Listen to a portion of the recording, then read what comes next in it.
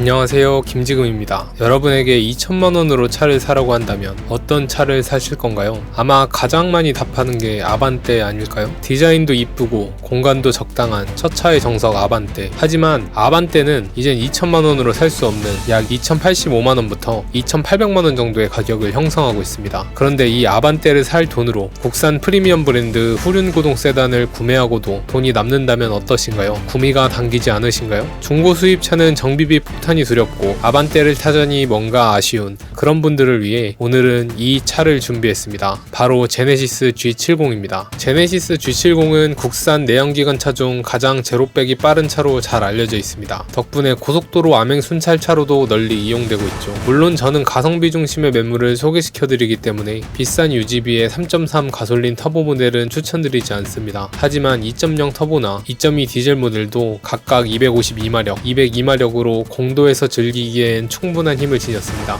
아반떼를 비롯한 일반적인 현기의 차량들과는 다르게 후륜 기반의 스포츠 세단이라 훨씬 다이나믹한 운전의 재미를 선사합니다. 요즘 전륜구동이 많이 발전했긴 하지만 후륜구동 특유의 뒤에서 밀어주는 그 감각은 한번 중독되면 벗어날 수가 없습니다. 제네시스는 국산 프리미엄 브랜드이기 때문에 국내 한정 독삼사에 준하는 브랜드 이미지를 가졌으며 카푸어 이미지 또한 없습니다. 덕분에 젊은 사람이 탄다면 반듯하게 성공한 이미지를 줄 수 있다는 것도 큰 장점이죠. 거기에 G70의 화려한 디자인은 차를 모르는 사람들이 봐도 고급스러운 자동차다 라는 것을 느낄 수 있게 해줍니다. 2017년에 처음 출시한 차량이지만 이 디자인은 지금 봐도 이쁘다는 말이 절로 나옵니다. 거의 10년 가까이 지났지만 촌스럽지 않고 상당히 도시적인 느낌을 줍니다. 뭔가 남성적이면서도 고운 느낌의 오묘한 매력을 지녔습니다. 실내를 봐도 구형인 만큼 세련된 느낌은 없긴 하지만 연식에 비해선 충분히 훌륭한 느낌입니다. 살짝 BMW를 연상케 하는데 핸들이 F바디 버스 핸들보다 훨씬 멋있어서 전체적인 분위기가 훨씬 낫죠.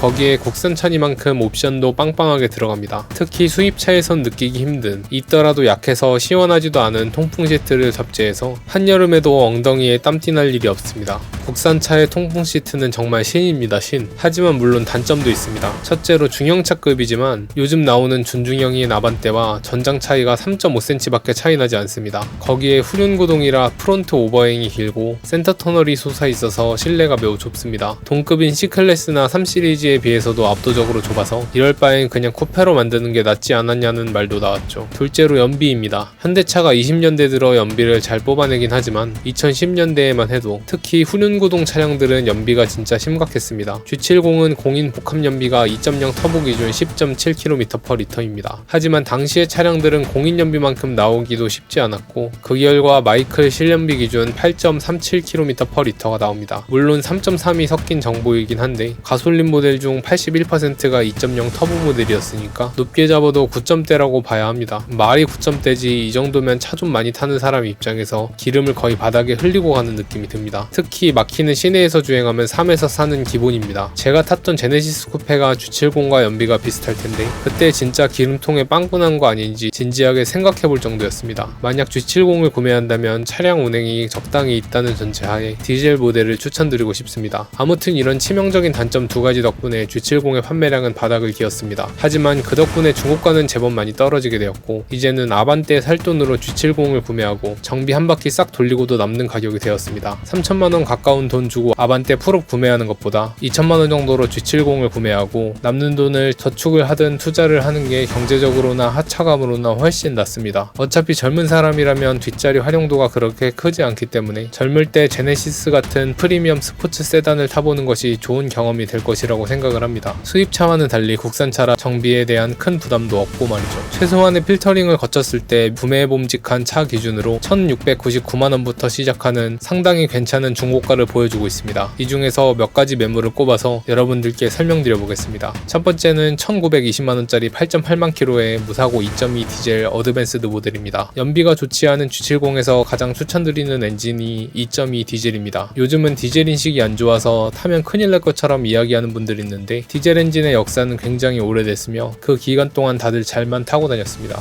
100% 시내 주행만 하는 경우에는 문제가 될 수 있지만 차를 타는 환경에서 그러긴 쉽지 않습니다. 인터넷에서 보이는 케이스들은 상당히 특이한 케이스입니다. 왜냐면 일반적인 케이스들은 보통 인터넷에 올라오지 않기 때문입니다. 특이한 케이스이기 때문에 인터넷에 올라오는 거고 특이한 케이스이기 때문에 사람들이 그것을 보는 것입니다. 디젤 차량이 그렇게 안 좋은 차량이었다면 지금까지 살아남지 못했습니다. 차들이 그렇게 띄엄띄엄 만들어지지 않았습니다. 150만원 상당의 추가 옵션까지 포함되어 있습니다. 특히 와이드 썬루프와 앞좌석 통풍 시트는 너무나도 좋은 개꿀 옵션입니다. 썬루프 열지도 않는데 뭐가 필요하냐 하시는 분들도 계시지만 굳이 열지 않아도 머리 위로 투명하게 비치는 하늘이 보인다는 것만으로 상당한 개방감을 줍니다. 기분 전환하고 싶을 때, 옆자리에 여자친구 태우고 여행 갈 때 등등 훨씬 더 분위기를 업시켜주죠. 저는 그래서 썬루프 없는 차는 쳐다보지도 않습니다. 차키도 2개 멀쩡히 다 있고 타이어도 5mm 정도로 충분한 트레드를 갖고 있습니다. 한국 타이어 벤투스 S2 AS가 장착되어 있는 걸로 봐서 관리도 적당히 잘 했을 가능성이 높습니다. 구매 후 기본적인 조치만 취한다면 문제없이 탈 수 있는 차량으로 보입니다.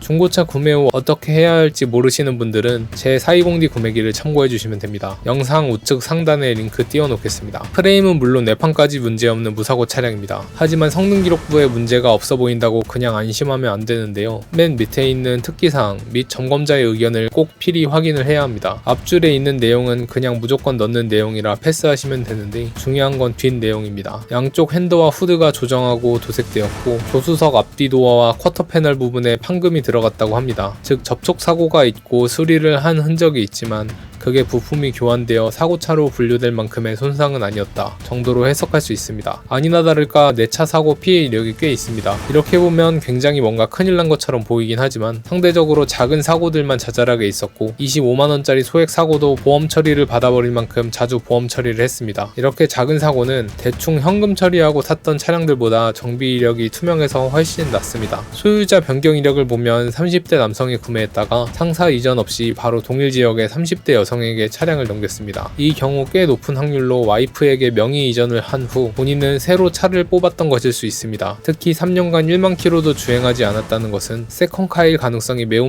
높겠죠.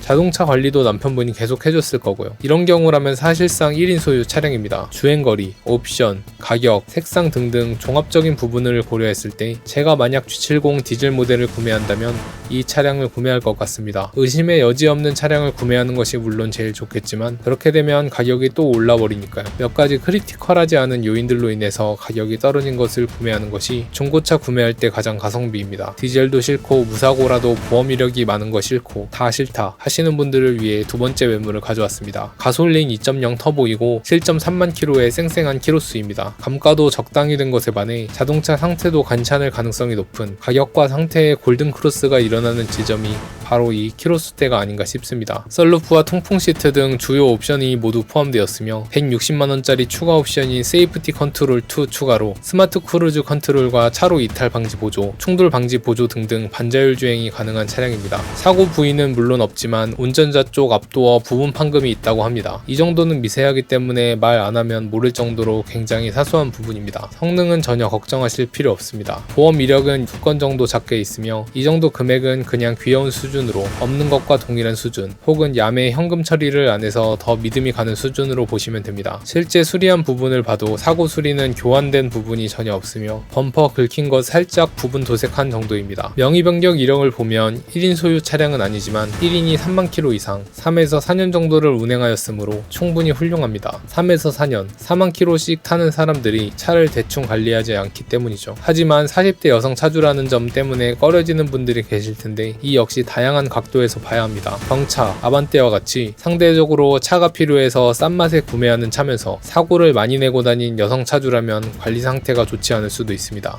하지만 보험 사고 이력도 거의 없고 내판조차 교환된 부분이 없으며 G70이라는 프리미엄 차량에 관심을 갖고 구매를 했다는 것은 어느 정도 차량 관리를 했을 가능성이 매우 높습니다. 실제로 제 차량도 여성 차주 차량이었으나 관리 상태가 아주 훌륭해서 내외관 깨끗하고 엔진 미션 상태도 아주 좋았습니다. 오히려 40대 남성이 관리했던 제 친구의 3GT보다도 컨디션이 좋았죠. 13.5만 킬로가 넘은 지금까지 센터에서 깨끗하게 잘 타고 있다는 소리를 들을 정도이니 여성 차주차는 무조건 거른다 라는 말을 무조건 믿을 필요는 없습니다. 남자 중에도 관리 못하는 사람들은 엄청 관리 못합니다. 여기서 조금 더 추론을 해보겠습니다. 여성 차주분들은 크게 세 가지 분류로 나눌 수 있습니다. 첫째로 남자처럼 차를 잘 알아서 부품 구매해서 딱딱 수리하는 유형, 둘째로 차를 아무것도 몰라서 그냥 기름만 넣고 타는 유형, 셋째로 차를 잘 몰라서 정비소에서 시키는 대로 하는 유형. 제네시스를 탈 정도의 금전적 여유와 차에 대한 애정이 있는 여성 차주의 경우 둘째일 가능성은 매우 낮습니다. 그렇다면 첫째와 셋째 중 이 차량의 차주분은 어떤 유형일까요? 타이어를 보면 좀 더 자세한 추론이 가능합니다. 아트라스라는 생소한 타이어가 장착되어 있습니다. 검색해보니 미국 브랜드라고 하는데 한국에선 온라인으로 구매하기도 쉽지 않네요. 타이어 가게에 가서 대충 추천받은 타이어 장착한 것일 가능성이 매우 높습니다. 즉 눈탱이를 맞았다는 이야기죠. 눈탱이를 맞았다는 건 예방 정비가 잘 되어 있을 가능성이 높습니다. 정말 무서운 건 싸구려 타이어가 장착되어 있는 것이지 저런 눈탱이 타이어는 전 차주 입장에선 안타깝지만 중고차 사는 입장에선 나쁠 거 없습니다. 따라서 세 번째 유형의 여성 차주분일 가능성이 매우 높습니다. 또 하나의 증거로 부품값조차 영원인 가벼운 접촉사고도 현금 처리하지 않고 보험 처리한 모습을 보여줍니다. 이런 유형의 경우 운전을 잘하진 못해도 밟고 다니지 않아서 엔진이나 미션 컨디션도 좋고 차 내부도 깔끔하게 썼을 가능성이 뛰어나죠. 휠 같은 곳은 자주 긁긴 하지만 오래된 중고차 사는데 휠까지 신경 쓰는 건 사실 좀 오바입니다. 다른 정보가 전혀 없을 때 여성 차주 차량이 관리 상태가 안 좋을 가능성이라는 것은 단지 확률적인 문제인데 지금처럼 다른 부분에서 확률을 체크해보고 실제로 직접 차 컨디션을 검증할 경우에는 남성 차주건 여성 차주건 크게 문제 없습니다.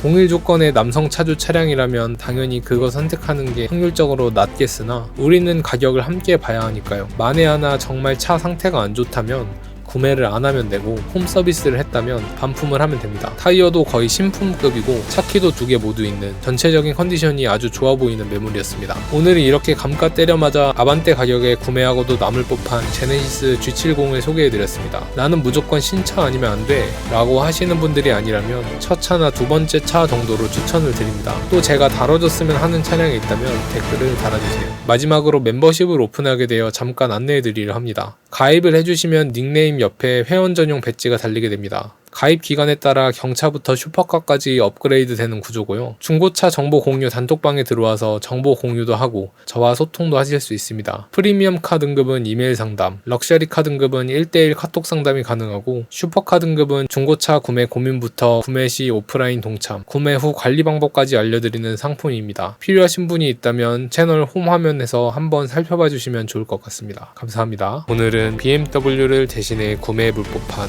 1000만원대 국산 차를 추천해드리려 합니다. 바로 기아 스팅어입니다. 스팅어가 벌써 1000만원대까지 떨어졌어? 라고 생각하실 수도 있지만 놀랍게도 그렇습니다. 제가 2023년에 중고